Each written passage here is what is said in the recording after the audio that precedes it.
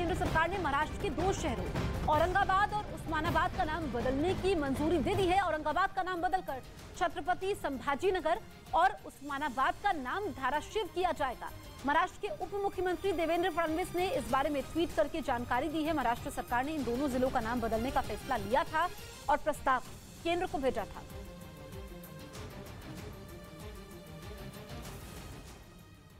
तब शुरू हुई जब इस दवा की वजह से लोग ज़ॉम्बी जैसे बनने लगे, जिससे वहां के प्रशासन में हड़कंप मच गया है।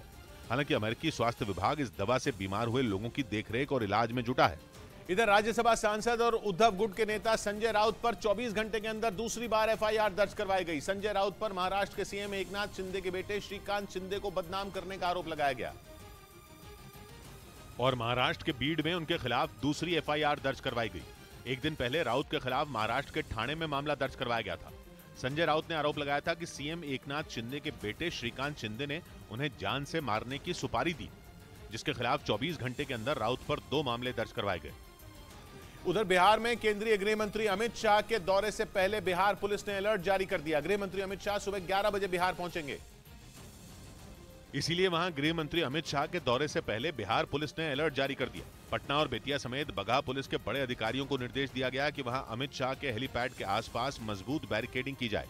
साथ ही कार्यक्रम वाली जगह तक चप्पे चप्पे पर जवानों की तैनाती की जाए। इस बीच अमेरिकी मीडिया के मुताबिक यूक्रेन के साथ 1 साल से जंग लड़ रहे रूस की कमर बुरी तरह टूट चुकी है। दावा किया गया कि 1 साल में रूस को जंग में 750 लाख करोड़ रुपए से ज्यादा गंवाने पड़े। इतनी बड़ी रकम है ये, जिसके नुकसान के बारे में पुतिन ने यूक्रेन पर हमला करते वक्त सोचा भी नहीं होगा।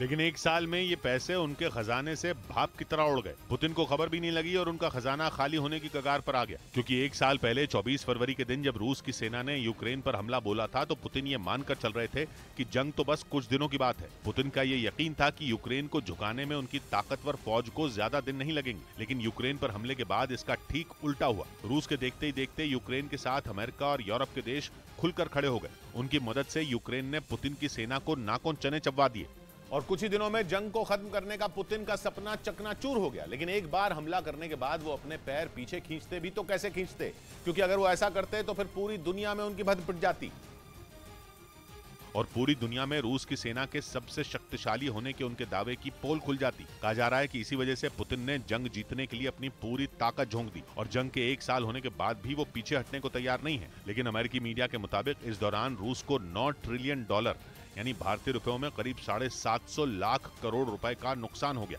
इसमें एयरक्राफ्ट, टैंक, मिसाइलें सब शामिल हैं और ये पिछले साल के रूस के जीडीपी से 4 गुना ज्यादा है, भारत के जीडीपी से 2.5 गुना।